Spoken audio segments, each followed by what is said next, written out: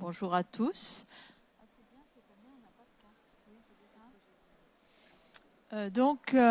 Nous sommes pour l'instant 3, nous serons bientôt 4 conférencières pour traiter avec vous la médiation, l'expertise, la conciliation. Faut-il toujours saisir le juge en copropriété? Alors d'ores et déjà, je donne un élément de réponse. La réponse est non. Voilà. La réponse est non, c'est-à-dire qu'il y a des cas dans lesquels il n'est pas nécessaire de saisir le juge. Mais comme nous devons vous présenter les modes alternatifs de règlement des différends, c'est-à-dire en matière de copropriété, je pense que la médiation est très adaptée, mais on va vous présenter également la conciliation. Et c'est Agnès Brégère-Medioni qui va vous présenter à la fois la conciliation et l'expertise. Pourquoi l'expertise? Parce qu'elle est elle-même expert judiciaire et donc elle a l'expérience de cette pratique évidemment et nous expliquera comment l'expertise peut ou non se combiner avec la médiation. Interviendra également lorsqu'elle sera arrivée, c'est-à-dire dans pas très longtemps, Angela Albert, qui est avocat, médiateur et présidente de l'Association des médiateurs européens. Angela présentera avec moi les différents aspects de la médiation. On traitera principalement de la médiation conventionnelle et de la médiation judiciaire. On évoquera très très rapidement la médiation de la consommation qui ne prend pas sa place vraiment ici. Et la médiation administrative, on vous en dira 2 mots pour que vous sachiez que ça existe. Et au final, interviendra Marianne Gallo-Le-Laurier, qui est ancien membre du Conseil de l'Ordre, médiateur, avocat, et qui nous ouvrira un peu les yeux sur le rôle des avocats dans le cadre de la médiation. Parce que nous, toutes les 4, nous sommes extrêmement convaincus des bienfaits de la médiation. Et nous avons eu l'occasion de nous rendre compte que pour pouvoir pratiquer la médiation de manière efficace, il faut connaître son fonctionnement et que parfois les avocats peuvent être un frein à la médiation. Donc on vous alertera aussi sur cet aspect-là de la médiation. Il faut que vous soyez vigilants et que vous soyez avertis. Et d'ailleurs, c'est la raison pour laquelle vous êtes avec nous ce matin. Donc nous allons commencer par Agnès qui va nous parler à la fois de la conciliation conventionnelle puis de l'expertise dans le sens qu'elle voudra bien. Mesdames, Messieurs, bonjour. Donc moi j'ai 2 tâches aujourd'hui. Je vais déjà commencer par vous présenter ce qu'on appelle la conciliation conventionnelle et ça je le ferai avec ma casquette de syndic plutôt. Ensuite j'aborderai celle de l'expertise avec la casquette d'expert judiciaire. Alors la conciliation conventionnelle, c'est malheureusement une procédure qui est assez peu connue et utilisée. C'est un mode de règlement amiable des conflits par laquelle 2 personnes, aussi bien personnes physiques que personnes morales, donc personne morale, ça peut être le syndicat des copropriétaires, qui ont un différend, essayent de trouver un accord amiable à l'aide d'un tiers, puisque on arrive toujours mieux à concilier lorsqu'on a un tiers qui vient tempérer les comportements. Et ce tiers, on l'appelle le conciliateur. Alors, le conciliateur peut avoir à traiter de différents types troubles de voisinage, des problèmes liés au logement, à la copropriété, liés au contrat de location, au contrat de travail, à des problèmes d'impayés. Moi, si je vous donne des exemples concrets en tant que syndic, je vais assez souvent devant le conciliateur pour des problèmes. Alors moi, je représente le syndicat des copropriétaires, avec des voisins, par exemple. Ils ont des arbres qui vont déborder sur la copropriété, des problèmes d'écoulement d'eau. Ils ont des chéneaux qui sont bouchés et l'eau dévale sur notre immeuble. Des problèmes aussi de comportement, par exemple, des occupants, alors je ne vais pas dire des locataires, mais des occupants qui font la fête tous les week-ends. Et c'est insupportable pour les voisins.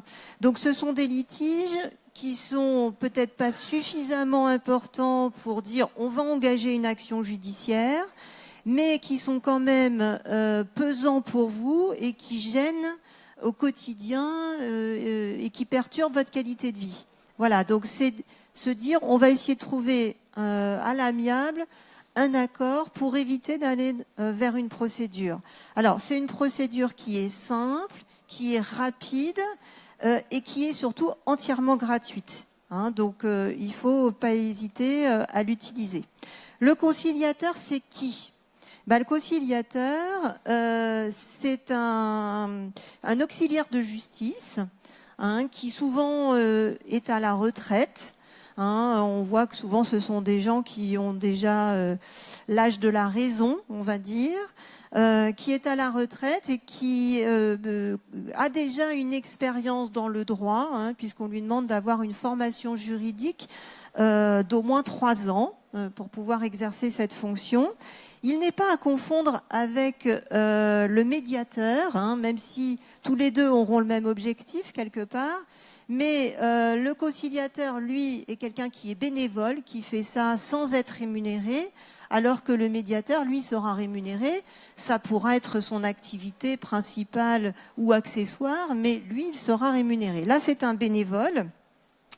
Il est nommé sur proposition, alors jusqu'à aujourd'hui, du juge d'instance, mais il faut savoir que les tribunaux d'instance vont disparaître à la fin de l'année, au 31 décembre, et vont être absorbés par les tribunaux de grande instance, donc nommé par le juge sur ordonnance du premier président de la cour d'appel. Ce qui veut dire que le conciliateur va prêter serment près de la cour d'appel, avec l'engagement de respecter un certain nombre de devoirs. Il y en a 7. Le devoir de probité, je ne vais pas rentrer dans le détail, je vais simplement vous les énoncer. Donc, devoir de probité, d'indépendance, d'impartialité, de neutralité, de confidentialité, de diligence, c'est-à-dire qu'il doit faire tout ce qu'il peut pour que la conciliation aboutisse, et également de réserve. Voilà, donc il prête serment, donc il s'engage à réaliser son travail en respectant ces 7 devoirs. Comment fonctionne la conciliation ? La conciliation, c'est assez simple. Le conciliateur, vous pouvez le trouver dans différentes maisons qui pratiquent le droit, c'est-à-dire vous pouvez en avoir la liste auprès des mairies, auprès des TGI, auprès des conseils départementaux d'accès au droit, de la maison de la justice, des points d'accès au droit, et également sur un site internet. Vous faites www.conciliateur.fr et vous aurez trouvé une permanence, vous aurez la liste des conciliateurs. Alors, une fois que j'aurai trouvé le conciliateur, comment ça va se passer ? Comment va se dérouler la conciliation ? Comment je saisis le conciliateur quand je pense en avoir besoin ? Alors là, il n'y a pas de règle de forme impérative. Moi, j'avoue que personnellement, je préfère le saisir par écrit, c'est plus simple. Et j'avoue même que pour être sûr que le courrier ne se perde pas, qu'il ne soit pas mis de côté, je le saisis par lettre recommandée. Mais ça, c'est une précaution que je prends. Vous pouvez le saisir par courrier simple, vous pouvez téléphoner, vous pouvez vous déplacer sur le lieu où le conciliateur reçoit et faire votre déclaration sur place. Quand on le fait par écrit, l'avantage, c'est qu'on va pouvoir y joindre des informations et des documents utiles. Alors, les informations, c'est déjà avec qui j'ai un conflit. Donner les coordonnées de là ou des personnes, leur adresse, avec qui j'ai un conflit. Il va falloir que le conciliateur puisse prendre contact avec eux. Également, des justificatifs. Est-ce que j'ai des photos. Si j'ai des arbres qui débordent sur la copropriété, est-ce que j'ai fait une photo de ces arbres qui débordent? Voilà, essayez de joindre des choses qui vont pouvoir éclairer le conciliateur, qui vont pouvoir l'amener à comprendre l'objet du différend. Alors, j'ai juste une oui. petite question. Le conciliateur, on le saisit directement ou bien il faut passer par le juge? Non, on le saisit directement. Donc on prend la liste et on va voir le conciliateur. On va le voir en lui disant... ou on lui écrit. D'accord. Hein, okay. C'est très simple. Hein. Merci. Je vous dis, moi je le fais en recommandé, mais vous n'avez pas l'obligation. C'est vraiment très très simple. Et vous lui expliquez avec vos mots à vous quel est l'objet de votre différend. Alors, la procédure, elle est courte parce qu'elle ne peut pas excéder 3 mois, avec éventuellement un renouvellement pour la même période à l'initiative du conciliateur uniquement. Donc c'est le conciliateur qui peut dire si 3 mois ça ne suffit pas, je vais prolonger à nouveau de 3 mois parce que j'espère arriver à un accord. Le conciliateur, il va convoquer les parties. Donc vous allez recevoir une lettre vous disant veuillez vous présenter à telle adresse, tel jour, à telle heure. Les parties n'ont pas l'obligation de comparaître. Mais dans la majorité des cas, le conciliateur va quand même vous écrire sur un papier en tête du tribunal. Donc, quand quelqu'un reçoit un papier qui est à l'entête du tribunal, généralement, quand même, je dirais que si vous êtes normalement constitué, ça attire votre attention et vous vous déplacez. Donc, je dirais que dans 9 cas sur 10, les gens se déplacent à l'audience de conciliation. Le conciliateur, qu'est-ce qu'il va faire? Il va demander à chacune des parties d'exposer son litige, son différend, et puis on va discuter. Alors, moi, j'avoue qu'en tant que syndic, souvent, ça m'énerve un peu, je le dis franchement, parce que c'est long. Parce qu'il faut que les parties parlent, il faut qu'on digère le problème, il faut qu'on avance dans une démarche de négociation. Donc ça ne peut pas se faire en arrivant, tac, tac, tac, ça y est, tout le monde repart. C'est pas possible. Donc c'est normal que le processus soit long. Donc il vous fait répéter plusieurs fois la même chose, il vous pose plusieurs fois les mêmes questions, c'est normal. Et à l'issue de ces discussions, j'irai 8 fois sur 10, on arrive à un protocole d'accord. Cet accord, il va être matérialisé par écrit, généralement. Là encore, il n'y a pas d'obligation formelle, sauf à ce que dans l'accord, il y ait l'une des parties qui doivent renoncer à un droit. Là, dans ce cas-là, le conciliateur doit faire un écrit. Mais dans tous les cas, moi, j'ai jamais vu une conciliation qui ne se termine pas par un écrit. Alors, l'écrit, il n'a pas de forme particulière. Aujourd'hui, on peut voir un conciliateur qui prend un papier, un crayon et qui rédige à la main. Il ne faut pas être étonné de ça. C'est un bénévole, il n'a pas forcément des moyens techniques importants. Donc, il va rédiger un procès-verbal d'accord et il y aura un exemplaire pour chacune des parties. Un exemplaire pour lui que le conciliateur va conserver et un exemplaire qui sera conservé au sein du tribunal. Cet accord, il sera exécuté par la bonne volonté des parties ou alors on a la possibilité de demander au juge de lui conférer la force exécutoire. Donc ça, c'est une petite procédure où on demande simplement au juge d'entériner l'accord qui a été trouvé entre les parties. Et dans ce cas-là, vous aurez même la possibilité de le faire exécuter par la voie forcée. Alors, pour conclure sur la conciliation, je vais commencer par les inconvénients, parce que je préfère toujours terminer par du positif. L'inconvénient, vous voyez, c'est que les parties ne sont pas obligées de venir au rendez-vous de conciliation. Deuxième inconvénient, c'est que les parties ne sont pas obligées d'exécuter l'accord, sauf à ce que vous demandiez au juge de lui conférer la force exécutoire. L'avantage, c'est que ça peut solutionner un certain nombre de litiges pour lesquels vous ne voudriez pas aller en justice. Pourquoi? Parce que aller en justice, ça veut dire dépenser de l'argent. Il y aura des frais. Là, c'est gratuit. C'est gratuit, c'est rapide. Et ça a aussi l'avantage, et ça on vous l'exposera certainement dans la médiation, c'est que l'accord vient des parties, donc il est beaucoup plus facile à exécuter et beaucoup plus facilement accepté. Voilà. Donc ça, vraiment, je vous conseille d'encourager votre syndic à aller vers la conciliation. Alors, deuxième exposé que je vais vous faire, qui est un petit peu plus différent et qui va davantage vers la phase judiciaire, c'est l'expertise judiciaire. Alors celui-là, je vais vous le faire avec la casquette d'expert, parce que c'est quelque chose que je pratique régulièrement. L'expertise judiciaire, c'est quoi? L'expertise judiciaire, c'est une mesure d'investigation ordonnée par une juridiction et portant sur des questions sur lesquelles le juge ne dispose pas de suffisamment d'éléments pour statuer. Ça veut dire quoi? Ça veut dire que le juge, il ne peut pas être expert, il ne peut pas connaître tous les domaines. Il est un expert du droit, mais ce n'est pas forcément un expert de toutes les questions techniques. Il existe des experts en immobilier et en copropriété, mais vous avez aussi des experts en médecine, vous avez des experts en gastronomie, vous avez des experts dans tous les domaines qui puissent exister.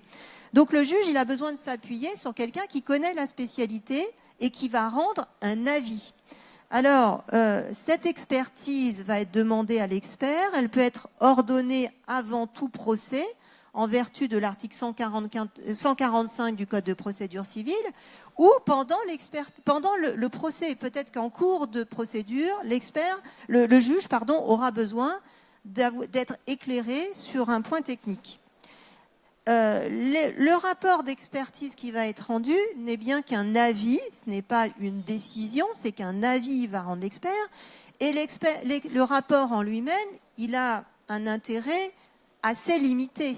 Il faut bien comprendre que soit il va vous permettre d'apprécier l'opportunité et les chances de réussite d'une procédure, ou éventuellement, et c'est là où il me semble plus intéressant, il va peut-être vous permettre de dire on ne va pas à la procédure, mais on va plutôt s'orienter vers la médiation.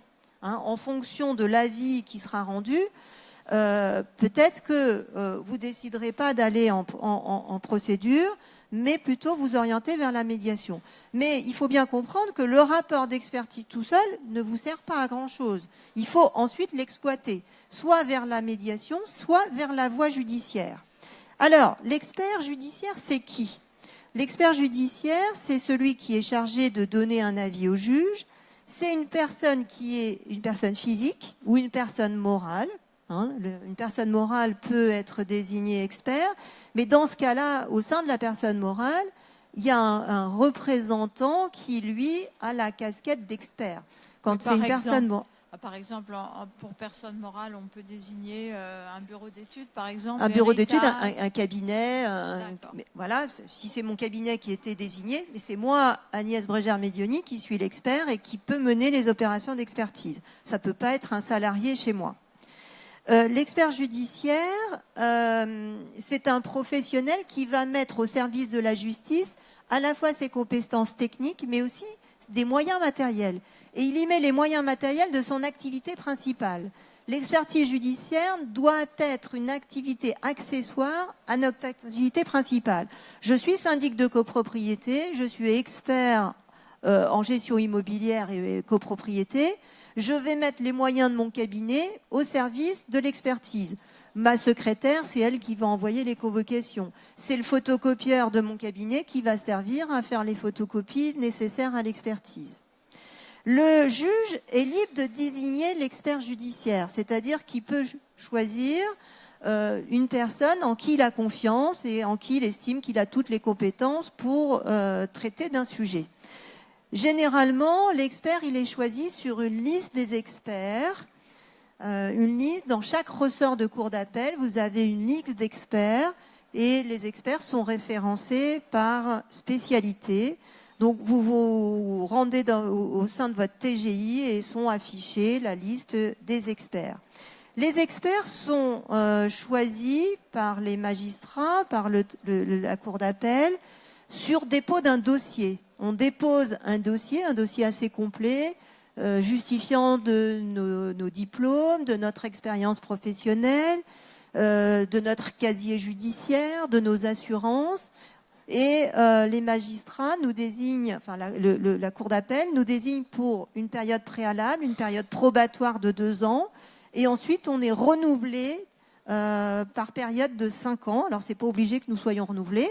On peut ne pas être renouvelé parce qu'on n'a pas fait bien notre travail les 5 dernières années, ou aussi parce qu'ils estiment que dans une spécialité, on a trop d'experts, il n'y a pas assez de demandes d'expertise, donc on n'a pas besoin autant d'experts. Donc ça peut arriver qu'il y ait des experts qui ne soient pas renouvelés pour ça. Donc chaque année, on doit rendre compte de nos missions auprès de la Cour d'appel. Donc ça veut dire que l'expert est quelqu'un qui est suivi. L'expertise judiciaire, ça fonctionne comment? Donc l'expert, il est désigné par le juge. Hein, c'est le juge qui va nous désigner en application de l'article 145 du Code de procédure civile, sur requête généralement, ou en référé.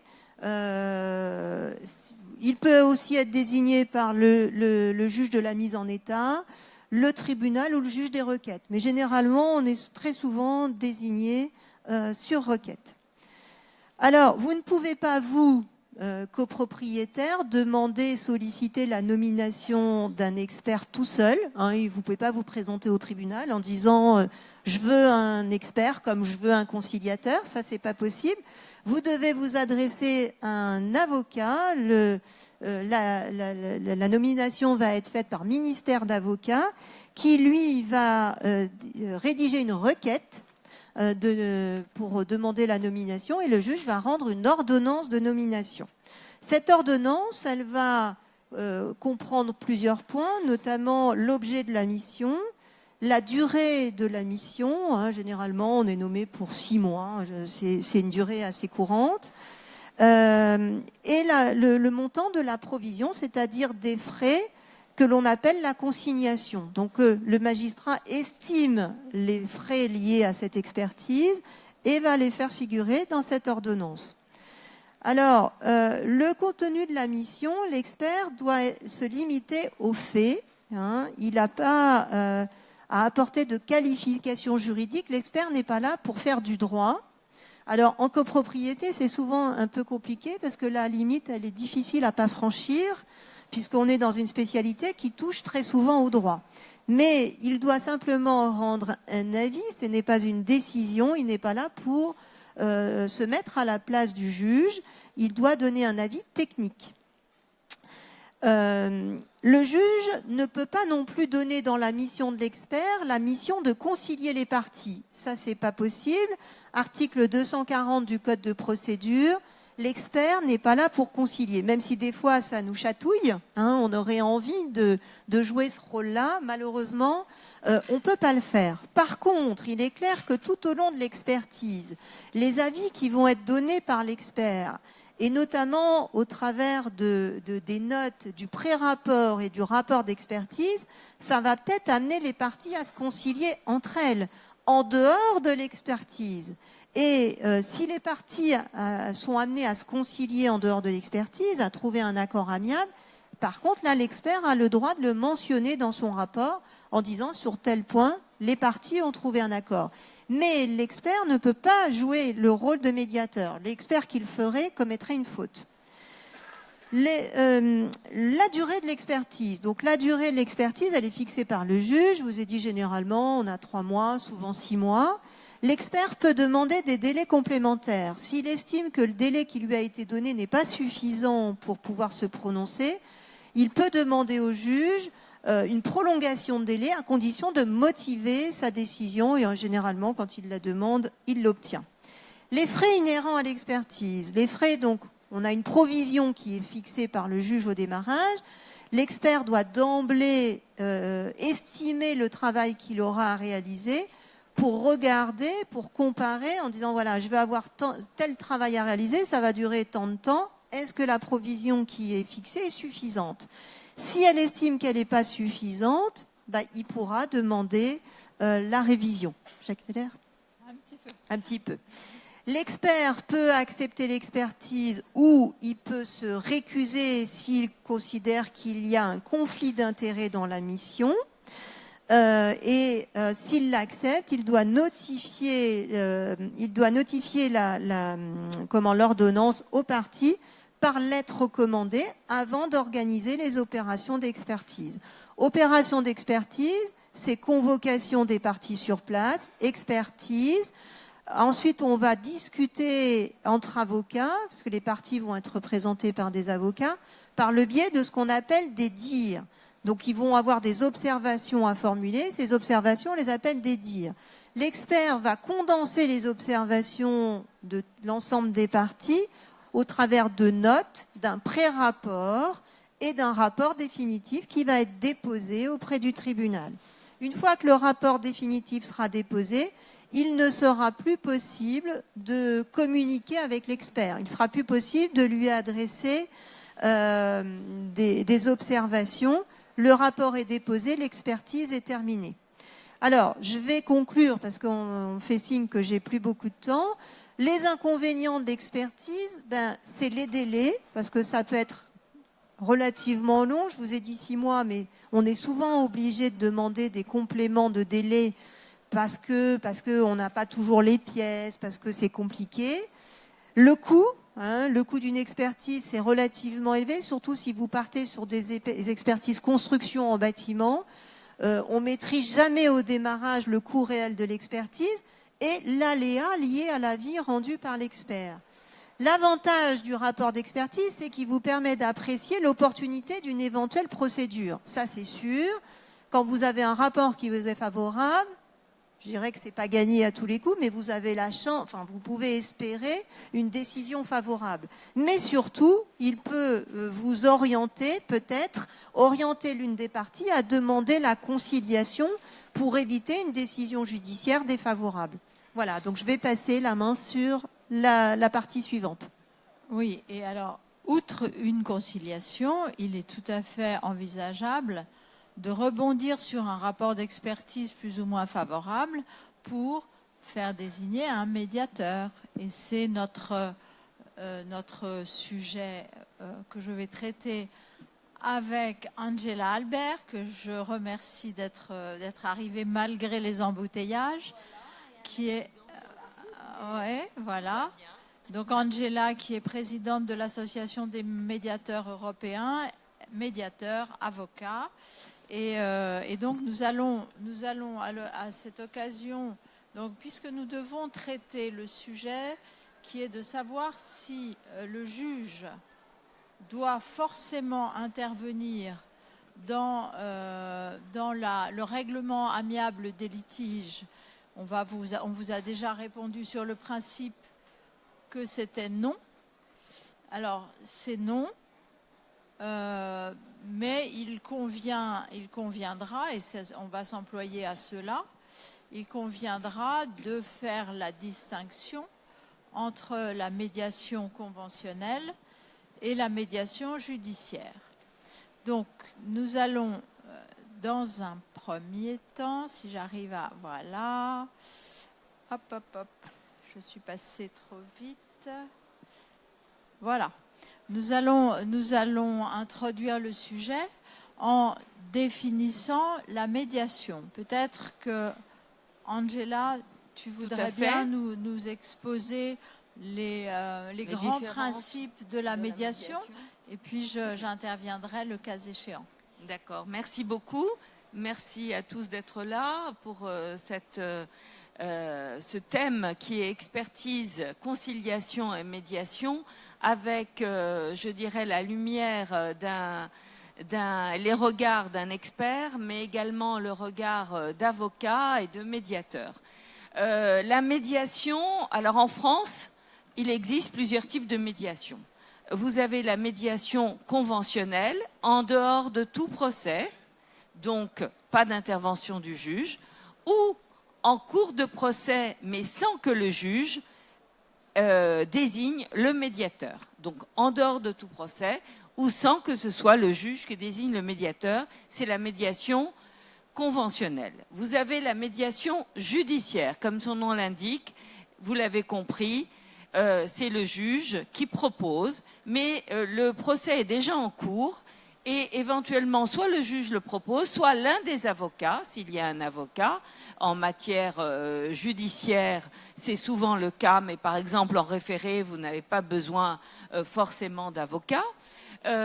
Donc le juge va désigner un médiateur, va le proposer. qu'est-ce que c'est que la médiation? La médiation, c'est un processus structuré. C'est pas le café du commerce, hein, la médiation. C'est un processus structuré qui va mettre en présence les parties avec un tiers. Ce tiers, c'est un tiers neutre, indépendant, impartial. C'est le médiateur. Ce médiateur, il va faire en sorte que les parties trouvent elles-mêmes la solution à leur litige avec l'aide du médiateur, bien sûr. Les conditions, les caractéristiques de la médiation conventionnelle et judiciaire sont à peu près identiques, à ceci près, c'est qu'en médiation conventionnelle, comme il s'agit d'un processus volontaire et consensuel, tout est volontaire et consensuel, et ce sont les parties elles-mêmes qui vont désigner le médiateur, qui vont indiquer la durée de la médiation, etc., etc. En matière judiciaire, c'est le juge qui va désigner le médiateur, et la durée de la médiation judiciaire est de 3 mois, renouvelable une seule fois. Alors vous allez me dire à compter de quand? Donc c'est à compter de la première séance plénière, et à la fin des 6 mois, eh bien, la médiation judiciaire prend fin. Ça ne veut pas dire que si on n'a pas fini, et bien souvent en copropriété on n'a pas fini, eh bien les parties vont pouvoir ensuite switcher, continuer en médiation conventionnelle, si elles ont besoin, par exemple, d'une assemblée générale pour faire entériner leur accord. Et bien souvent, on a besoin de délai, du délai de recours, etc. Donc, voilà les caractéristiques. Oui. Le médiateur tiers neutre, indépendant et impartial. Voilà, je voulais juste compléter par 2 points qui sont fondamentaux, qui sont la règle de la confidentialité, c'est-à-dire que en principe, mais on reviendra dessus. Sur la confidentialité. Voilà, sur la confidentialité, mais tous les propos et les documents qui sont échangés dans le cadre d'une médiation sont confidentiels, et c'est fondamental, surtout en matière de copropriété, de savoir que si on arrive à un accord, eh bien, les autres copropriétaires ne seront pas informés de la teneur de cet accord si la confidentialité qui est affichée est bien respectée. Ça, c'est un premier point. Et le deuxième point, pour compléter l'exposé d'Angela, c'est de dire qu'on est libre en médiation de partir, de dire « bon, ça suffit, je ne veux pas continuer, je m'en vais ». Et que ce soit en médiation, d'ailleurs, conventionnelle ou judiciaire. Et si, par exemple, dans le cadre d'une médiation judiciaire, donc sous le contrôle du juge, les parties décident de mettre un terme, ou même une des parties, ou même le médiateur décide de mettre un terme à la médiation parce que ça dérape, parce qu'il y a une des parties qui est de mauvaise foi, etc., le médiateur fera un petit rapport au juge en disant la médiation a échoué, point. Mais ne donnera pas une once d'explication sur le fond du dossier. Donc cette confidentialité qui peut être relevé sous certaines conditions, est quelque chose de très important pour la médiation. J'embraye. Donc ça, c'était les points clés de la médiation. On va développer ensuite les 2 types de médiation. Juste, puisque c'est notre sujet, en quoi l'expertise et la médiation sont différentes, on l'a vu avec les explications d'Agnès. L'expert, il rend son rapport, c'est l'expert qui décide, alors qu'en médiation, ce sont les parties qui construisent ensemble leur accord, sous l'égide bienveillant du médiateur, mais ce sont les parties elles-mêmes qui, à force de discuter, arrivent à trouver une solution. La négociation, en général, ça se fait avec des avocats, c'est-à-dire que c'est le protocole d'accord quand les parties sont en train de terminer un litige. Ce sont elles-mêmes qui, par l'intermédiaire et sans médiateur, arrivent à un accord. Et enfin, la conciliation, on a bien vu ce qu'Agnès nous a expliqué, c'est le conciliateur en général qui rédige, et c'est très différent puisque c'est du bénévolat et c'est sous l'égide de la justice sans que le juge n'intervienne directement au processus de conciliation. Puis-je me permettre d'apporter juste un élément, c'est qu'aujourd'hui, vous avez un nouveau MARD qui s'appelle le MED-EXP. Alors, comme notre sujet, c'est expertise et médiation, je me permets de vous le dire, vous pouvez tout à fait, en matière, vous avez besoin d'une expertise, eh bien, vous pouvez tout à fait demander à votre avocat ou vous-même, si vous en sentez l'opportunité de le faire, vous pouvez solliciter à la fois un expert et un médiateur. C'est original, ça existe déjà devant certains tribunaux et ça vous permet soit que l'expert et le médiateur travaillent d'une manière conjointe, soit que la médiation commence dès que le rapport d'expertise est déposé, sans perdre de temps et en même temps, parallèlement. Je voulais juste faire un autre point, c'est qu'en matière administrative, l'expert aujourd'hui, puisque la médiation est entrée avec J21 en matière administrative, l'expert aujourd'hui a la possibilité d'intervenir en qualité de médiateur. Donc, je voulais vous le dire parce que c'est quelque chose un peu qui peut vous surprendre, compte tenu notamment de ce qui a été dit, c'est-à-dire que l'expert a l'interdiction de concilier les parties en matière judiciaire. Merci beaucoup pour cette précision. Le MED-EX, c'est conventionnel uniquement? Non, judiciaire, c'est judiciaire conventionnel, aussi. Oui. D'accord, c'est très intéressant. Alors, je vous ai fait un petit schéma pour essayer d'illustrer la différence entre, alors c'est pas très compréhensible, il faut que je vous l'explique, entre la médiation conventionnelle qui est celle qui est sur le dessus et la médiation judiciaire qui est en dessous. Donc vous avez deux personnes qui se disputent, vous voyez, il y a des petits bruits qui sortent de leurs explications, et une troisième personne qui est le potentiel médiateur. Donc finalement, les deux parties décident de désigner un médiateur et ils vont sur le même bateau, tous les trois, donc le médiateur et les deux parties, parvenir à un accord. Alors là, vous avez le symbole de la justice et vous vous dites, tiens, c'est bizarre parce que la médiation conventionnelle se fait sans juge. Sauf que, il faut le savoir, quand on arrive à un accord en médiation conventionnelle, on peut aller devant le juge pour lui demander l'homologation de l'accord intervenu, ce qui donne de la force à l'accord intervenu, mais ce qui est contraire au principe de confidentialité. Donc il faut choisir. Soit on veut que les choses soient claires et on fait homologuer l'accord, soit on préfère rester entre soi et avoir un accord un peu confidentiel, auquel cas on ne dit rien à personne. Sans oublier quand même d'intégrer une clause dans l'accord, parce que si l'accord en matière de médiation conventionnelle ne peut pas être homologué si dans l'accord ou si les deux parties ne sont pas d'accord pour cette homologation. Ça ne peut pas être une requête comme ça de l'une ou l'autre des parties. Absolument, parce que la médiation, le socle de la médiation, c'est l'accord. La médiation judiciaire, donc on démarre avec la justice. Il y a une procédure qui est en cours. Et là, c'est dans l'esprit du juge ou dans l'esprit des parties, germe l'idée d'un accord potentiel. On demande au juge la désignation d'un médiateur. Le juge désigne un médiateur. On vous a mis l'horloge parce qu'il y a un délai de rigueur qui est de 3 mois renouvelable une fois. Donc, si dans les 6 mois, il n'y a pas d'accord qui intervient, Angela vous a dit on peut switcher et partir en médiation conventionnelle si on est à peu près prêt. Mais sinon, si on fait un accord dans les 6 mois, on arrive à une solution par la médiation. Et là encore, on peut faire homologuer ou pas. Voilà. Alors, juste 3 points que j'évoque très rapidement pour que vous ayez ça en tête.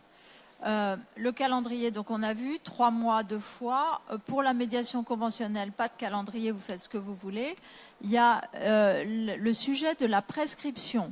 Juste savoir que quand on démarre une médiation, soit judiciaire, soit conventionnelle, on va dire la première réunion de médiation interrompt les prescriptions, c'est-à-dire prescription décennale en cas de malfaçon, prescription biennale en cas de recours à l'assurance biennale, soit en matière de copropriété. Justement pas du tout en matière de copropriété, c'est-à-dire qu'une médiation dans le délai de 2 mois de recours n'interrompt rien du tout. Alors ne vous laissez pas surprendre en vous disant la médiation va interrompre les délais, pas du tout. Voilà, la contestation d'une assemblée générale, ne vous dites pas, tiens, je vais faire une petite médiation, on va voir. Ça va retarder la prescription, non, pas du tout. Vous assignez. Voilà. Homologation, on en a parlé. Où trouver son médiateur? Angela, tu veux bien nous donner 2 ou 3 exemples? Alors, où trouver son médiateur? On est un petit peu pressé. Ouais, donc, le médiateur médiateur qui peut être désigné peut être une personne physique ou une personne morale. Mais de toute façon, le médiateur est une personne physique dans le cadre de sa médiation, comme l'expert. En France, à Paris, vous avez énormément d'associations de médiateurs. Je suis la présidente de l'association des médiateurs européens qui existe depuis 20 ans, qui est le centre de médiation du barreau de Paris et qui s'appelle l'AME. Donc, si vous avez besoin d'un médiateur, vous allez sur le site internet de l'AME, vous avez un formulaire, vous remplissez, vous indiquez votre litige, vous pouvez même choisir le médiateur. Et nous avons même des membres partenaires qui sont des membres partenaires experts, puisqu'on peut, à l'intérieur d'une médiation, avoir recours, pour rebondir sur l'expertise, à un expert.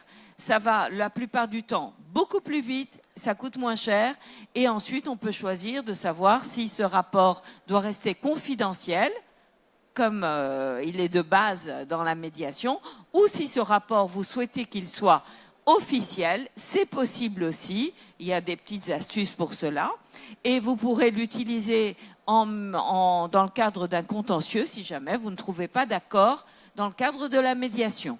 Donc, toujours expertise et médiation, c'est lié parce que le médiateur, parfois, il a besoin aussi en tant que sachant, on appelle ça un tiers sachant d'ailleurs, d'un expert. Alors, pour mémoire, mais c'est assez synthétique, mais ça vous permet d'avoir en tête les grands points, mais je ne vais pas les développer puisqu'on en a déjà parlé. La médiation conventionnelle, mais c'est la même chose pour la médiation judiciaire, suppose l'accord des parties sur le processus. Les parties choisissent le médiateur.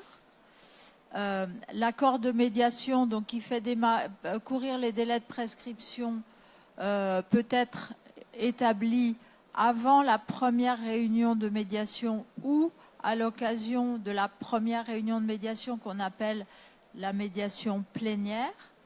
Engagement de confidentialité, donc ça peut-être tu peux en dire juste un mot sur c'est très important, l'engagement de confidentialité. Oui, la confidentialité, c'est le socle de la médiation. Si vous devez juste retenir une seule chose en matière de médiation, c'est ce mot-là, la confidentialité.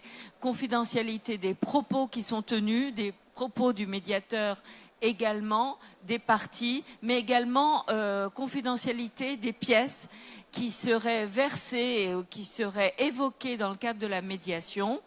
En dehors évidemment des pièces qui sont versées au débat dans le cadre par exemple d'une médiation judiciaire.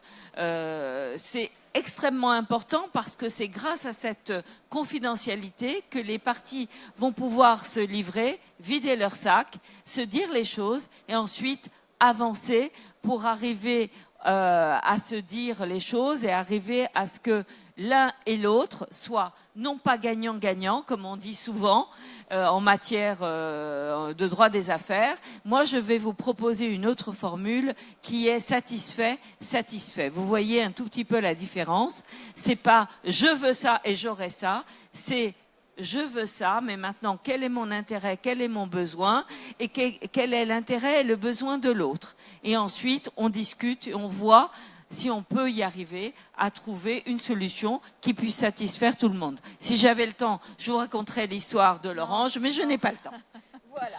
Je vous ai apporté des petites plaquettes qui résument la médiation judiciaire, la médiation conventionnelle, et on n'a pas eu le temps de parler de la consommation. Mais tu as la plaquette, donc c'est parfait.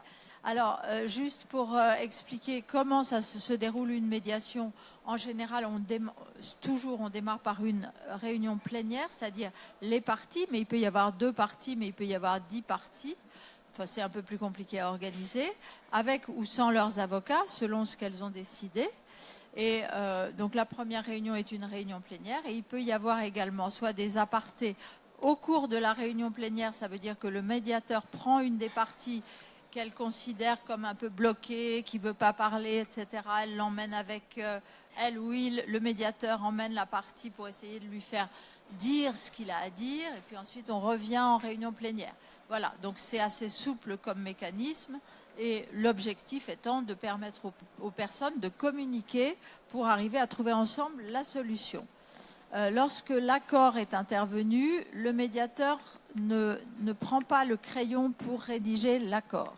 C'est en général le rôle des avocats quand il y a des avocats, et sinon c'est une des parties qui prend la plume sous la dictée. Tout ça, ça participe de l'idée que le médiateur ne dirige pas, n'impose rien. Le médiateur fait éclore la solution satisfait. Et ensuite, le choix de l'homologation ou pas. Alors, zut, voilà.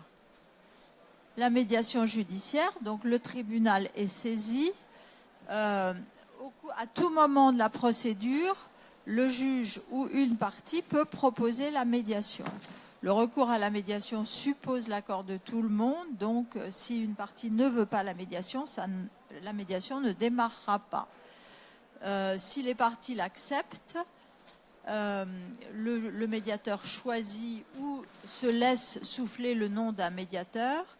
Il désigne le médiateur par ordonnance. Il fixe la durée qui est de 3 mois renouvelable une fois. Il fixe le montant évalué des honoraires du médiateur qui pourront être éventuellement augmentés ultérieurement. La confidentialité s'impose également, sauf accord des parties pour lever la confidentialité sur un document ou un autre. Le mécanisme est le même, réunion plénière ou aparté. Le rôle du médiateur est la même chose, et l'homologation par le juge est plus fréquente puisqu'on est dans le cadre d'une procédure judiciaire, donc les parties ont quand même tendance à retourner devant leur juge. Je ne vais pas vous parler, puisque j'ai empêché Angela de parler de l'orange, je ne vais pas vous parler de notre expérience commune qui m'a conduit à être médiateur, qui était compliquée, donc voilà. Là, c'est pépites ou râteaux, c'est-à-dire quels sont les points positifs et les points négatifs. Les pépites, c'est les parties sont amenées à se côtoyer. Donc la médiation en cela est très intéressante, et surtout en copropriété. Moi, je milite pour la médiation en copropriété. Les gens vivent dans le même immeuble, ils se rencontrent tous les matins en prenant l'ascenseur, tous les soirs, et c'est infernal si vous avez un conflit exacerbé au sein d'une copropriété qui rend l'ambiance insupportable. Donc, les parties sont amenées à se côtoyer, la médiation, c'est bien. Les responsables... Je peux dire... Oui. Oui, il y a un côté très important, c'est le côté psychologique, et le côté aussi qu'une médiation, ça sera beaucoup moins anxiogène peut-être qu'une procédure judiciaire. Ça, c'est aussi important. On écarte trop souvent de la copropriété la dimension psychologique pour les copropriétaires. Tout à fait. Et c'est également une des raisons. En plus, le coût d'une médiation est moins important que le coût d'une procédure judiciaire. Une procédure judiciaire, on ne connaît pas sa durée, ça peut durer indéfiniment. Une médiation, à tout moment, on peut s'arrêter, on peut dire, bon, ça suffit, je me fais balader par la partie adverse, j'arrête. Mais ce qu'on ne sait pas aussi, c'est que la médiation aboutit dans 80% des cas. Donc c'est quand même très révélateur de ce que j'appelle, moi, la justice du XXIe siècle. C'est-à-dire que cette médiation, c'est une justice qui est un petit peu, les parties se l'approprient. En dehors du coût, il y a également l'aléa judiciaire qui est un risque important. Dans la médiation, le spectre est beaucoup plus large puisque les parties peuvent imaginer la solution qui leur convient, qui n'aura pas forcément pour seul objectif de résoudre le problème de droit, de savoir quel est le montant des charges que M. Dupont doit payer et à quel moment. On peut aussi demander à M. Dupont lui consentir un petit rabais en lui disant d'accord, mais la trottinette des enfants dans le couloir, ça va pas, il faut que ça s'arrête. Vous voyez, c'est quelque chose qui est inventif. En médiation, j'aime bien dire que tout est possible. Il n'y a qu'une seule chose qui ne soit pas possible en médiation, c'est de déroger à l'ordre public. Mais à part ça, ce sont les parties, les médiés, qui trouvent elles-mêmes la solution qui leur convient. Et forcément, il n'y a pas d'aléa puisque c'est elles qui la choisissent. Voilà, et en fait, ce que d'expérience, les personnes que j'ai pu interroger m'ont dit, c'est que, et d'ailleurs Angela m'a dit ça, quand la mauvaise foi caractérisée d'une partie émerge, c'est pas la peine de continuer la médiation. Voilà ce qu'on voulait vous faire passer comme idée, en sachant que la médiation en copropriété, il ne faut pas hésiter, sauf que parfois, vous êtes conseillé par des avocats qui ne connaissent pas très bien le fonctionnement de la médiation et qui souhaitent garder un... Alors ça, c'est pas gentil ce que je vais dire, mais les avocats, parfois, ils préfèrent suivre leur dossier tranquillement pendant 2, 3, 4 ans. Et la médiation, évidemment, c'est beaucoup plus rapide et en général plus efficace, etc. Mais Marianne Gallo-Le-Laurier, qui a eu l'occasion de s'entretenir d'ailleurs avec Madame Ferral-Schul sur le sujet, va vous dire son point de vue sur les avocats. Membre du Conseil de l'Ordre. Oui, ancien membre du Conseil de l'Ordre, son point de vue sur les avocats et la médiation. Alors bonjour à tous. Effectivement, je vais vous dire quelques mots de ce que je pense du rôle des avocats.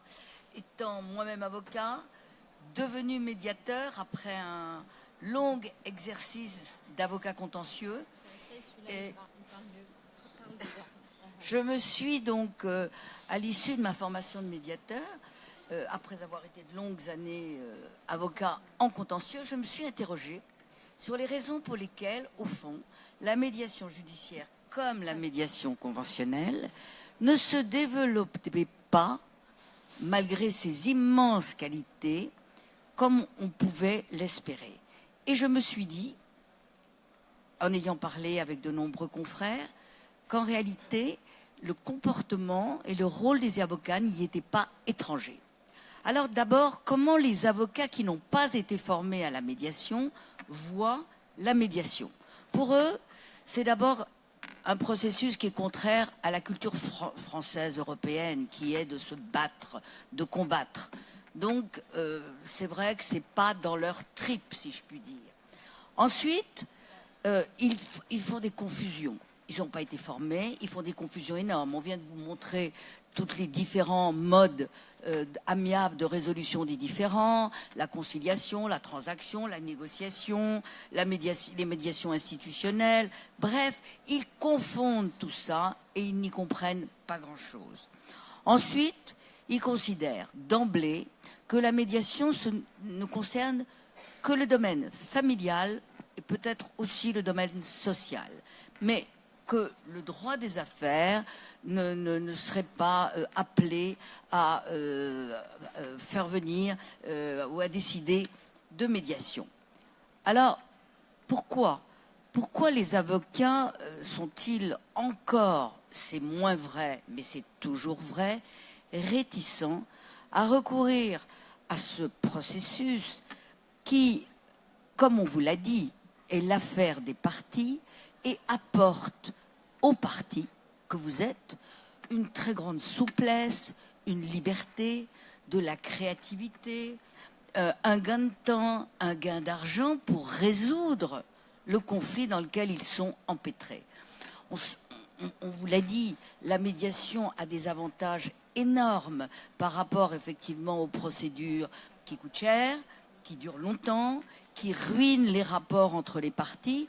Et donc, pourquoi les avocats n'envisagent-ils pas suffisamment, c'est pas vrai de tous, mais essentiellement ceux qui n'ont pas été formés, n'envisagent-ils pas suffisamment de recourir à la médiation? Alors ils arguent souvent de prétextes. J'étais l'autre jour à une réunion où il y avait les candidats au bâtonnat et j'en ai entendu un, je l'ai interrogé sur la médiation, exprimer l'idée, ben non, que c'était pas du tout adapté au droit des affaires, donc au droit de la copropriété par exemple, que ça ne concernait que le droit de la famille, qu'il n'existait pas de confidentialité, ce qui est totalement inexact, on va le dire, que c'était très souvent une perte de temps et que, en réalité, seuls les avocats formés à la médiation prêchaient ce mode de résolution des conflits. En réalité, on vous l'a dit il y a 3 minutes,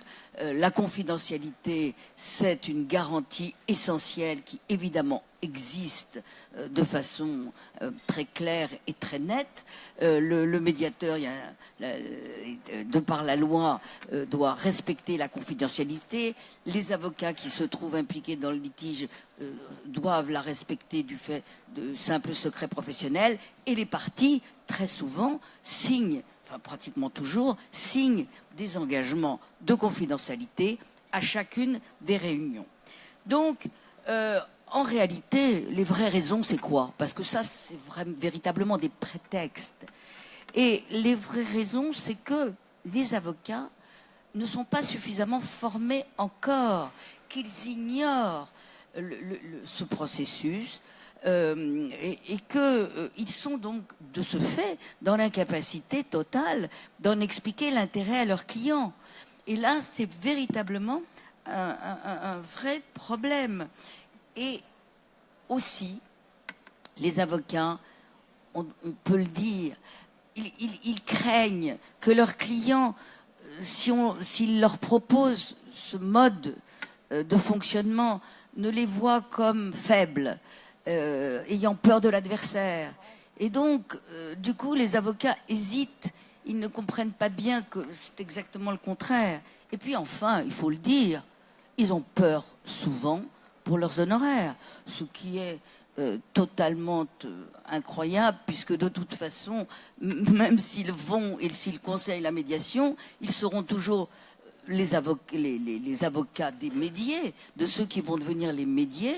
Ils auront donc évidemment droit à leurs honoraires, et il est évident qu'un avocat qui conseille bien son client est toujours gagnant financièrement, c'est une évidence. Donc, voilà la réalité.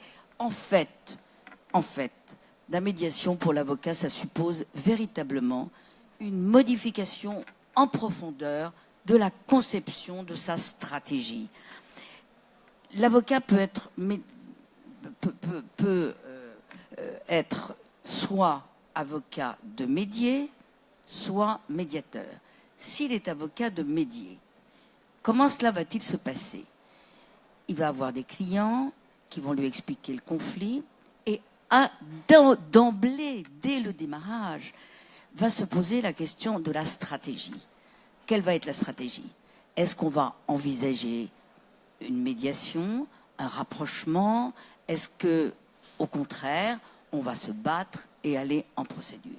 Et là, c'est vraiment à l'avocat de mesurer d'abord les envies et les désirs profonds de son client et avec finesse de réfléchir à ce qui va être la meilleure solution pour lui, à ce qu'il souhaite, à ce qu'il veut. Et c'est encore à l'avocat à lui décrire, à lui expliquer clairement, parce qu'il ne le sait pas, le justiciable que vous êtes, il ne connaît pas le déroulement des choses. Donc il va devoir lui expliquer le déroulement exact des choses, en quoi ça consiste, comment ça se passe, pourquoi un médiateur, on vous l'a dit, les différentes formes de médiation. Bref, c'est à l'avocat de faire ce travail avec son client et de réfléchir avec lui sur la meilleure solution à choisir.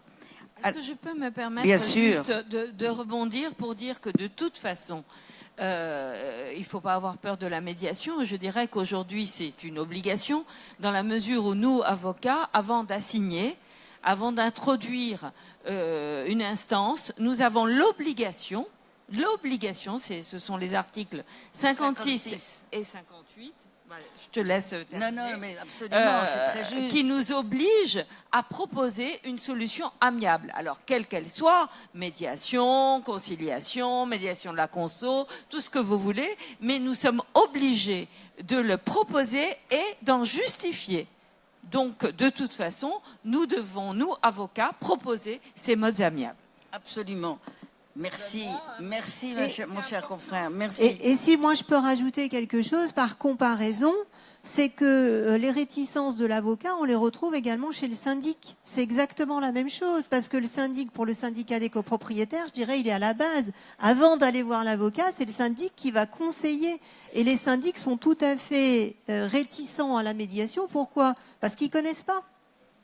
Les syndics n'ont jamais été formés à la médiation. Donc, règle numéro 1, formation de tous les intervenants et des protagonistes en matière de copropriété notamment. Je dirais alors, moi, avant même la formation, l'avocat doit considérer que rien n'est jamais acquis, qu'il faut se réinventer, se remettre en question, imaginer ce qui peut être nouveau à apporter à son client. Et donc, il est évident que c'est dans le rôle même de l'avocat.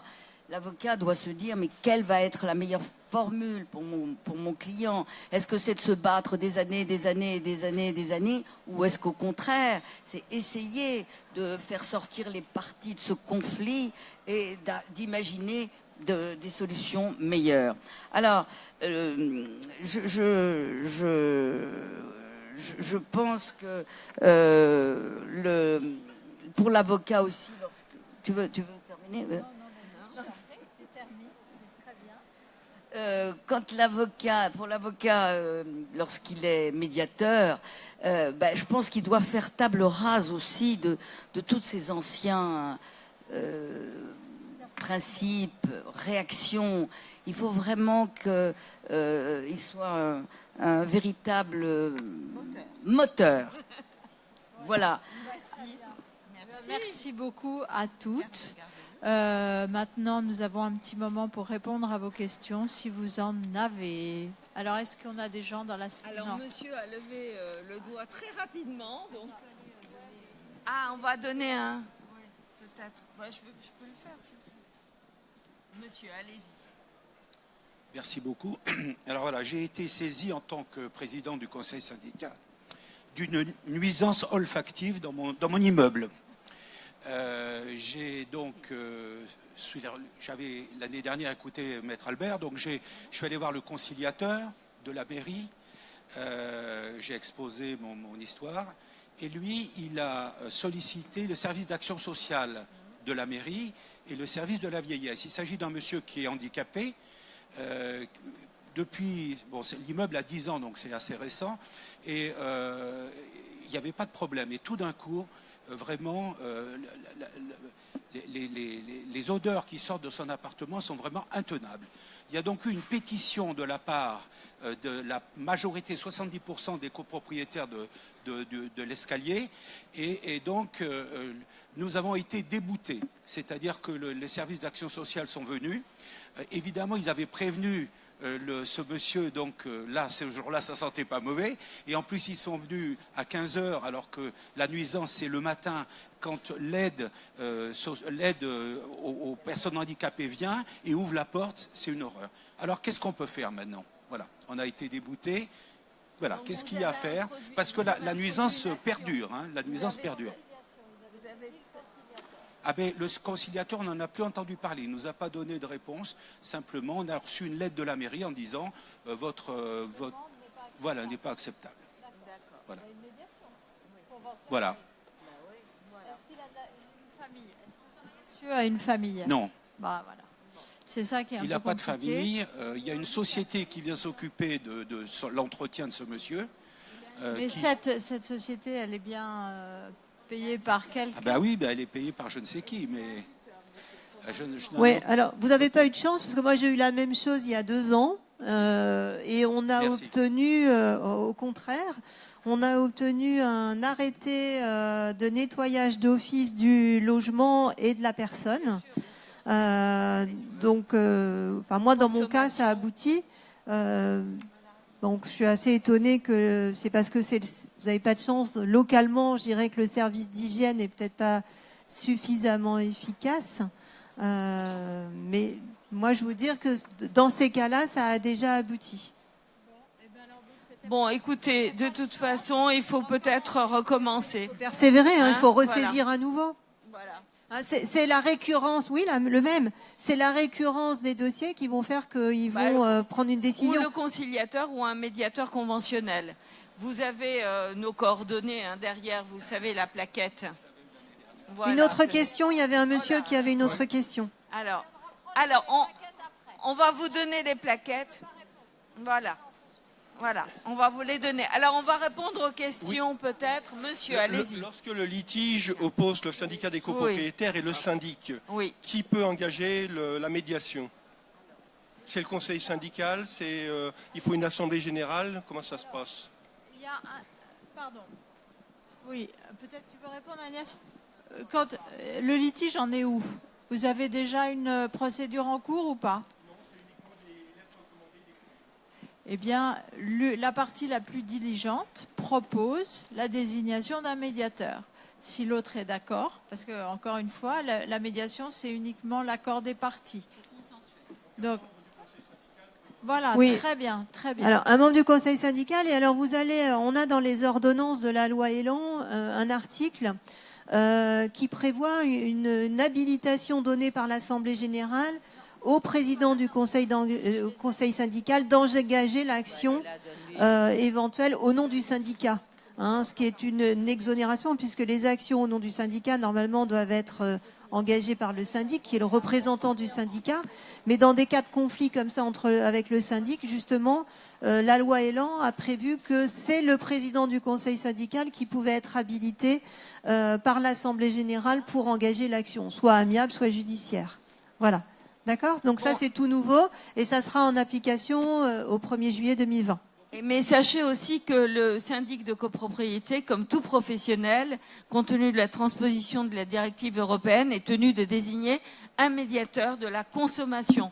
Donc pensez aussi à ce volet-là, puisque c'est un nouveau droit pour les justiciables, pour les consommateurs, et c'est gratuit et c'est payant pour le professionnel. Donc, je voulais quand même vous en informer, puisque c'est vraiment un nouveau droit pour le consommateur. Mais il faut une relation, une prestation de service ou autre, entre le professionnel et le consommateur. Une autre question peut-être, monsieur? Oui, ça s'adresse à Madame Syndic, là, si je puis dire. J'ai personnellement des problèmes avec mon syndic. Il y a des copropriétaires qui déposent des caisses palettes, des trottinettes, etc. partout dans les parties communes.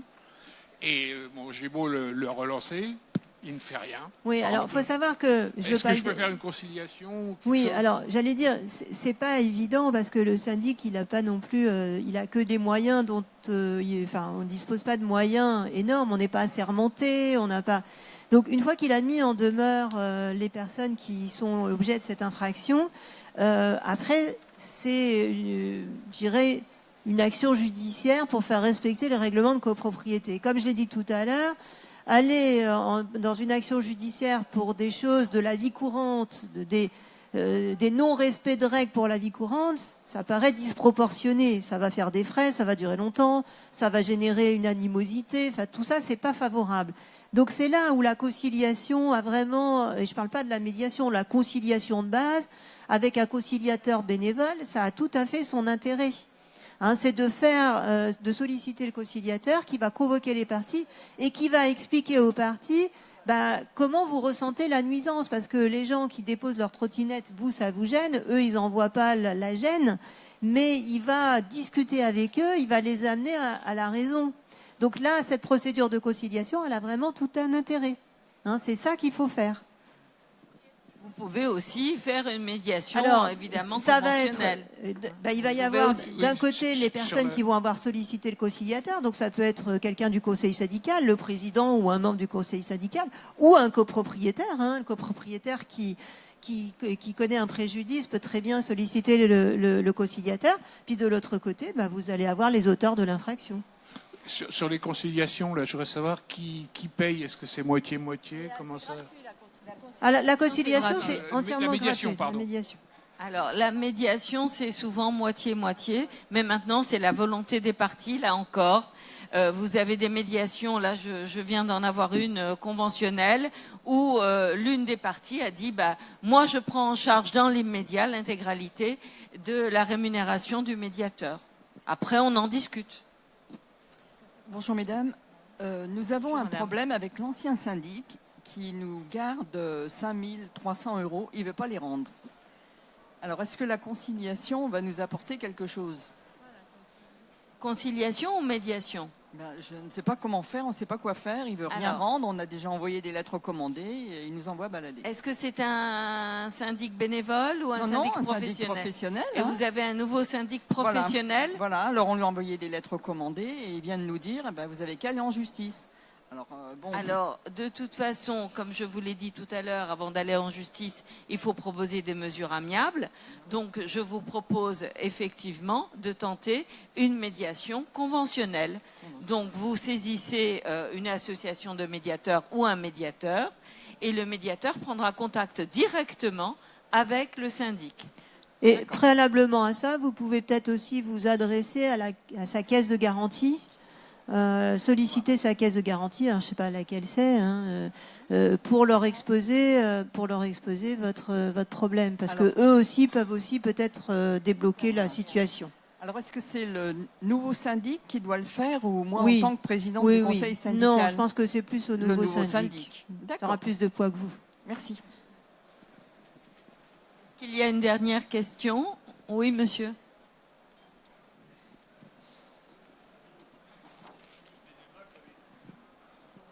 J'avais demandé à un nouveau propriétaire de se mettre dans la légalité en ce qui concerne les évacuations. Comme je n'obtenais rien, j'ai été voir le conciliateur il y a 11 mois et demi. J'ai reçu sa note qui est incomplète cette semaine. Et là-dedans, elle est floue, c'est-à-dire qu'il y aura de décision. Qu'est-ce que je fais? Et je n'ai jamais été convoqué avec la partie adverse. Je dis bien 11 mois et demi. J'ai relancé plusieurs fois par lettre recommandée accusée de réception. Oui, alors ça c'est étonnant parce que le déroulement de la procédure de conciliation commence toujours par la convocation des parties pour que les parties puissent discuter ensemble. Alors bon, après, je ne veux pas faire sanction du conciliateur, mais il y a peut-être à avertir le tribunal. Bon, écoutez, effectivement, vous pouvez avertir le tribunal auprès duquel il travaille, ce conciliateur, en disant, écoutez, je suis un peu étonné. Et puis, vous pouvez aussi solliciter une médiation conventionnelle, parce que là, vous êtes sûr que de toute façon, ça va être pris en considération et vous aurez rapidement, probablement, une médiation et une réunion plénière. Voilà. Merci. Merci à tous.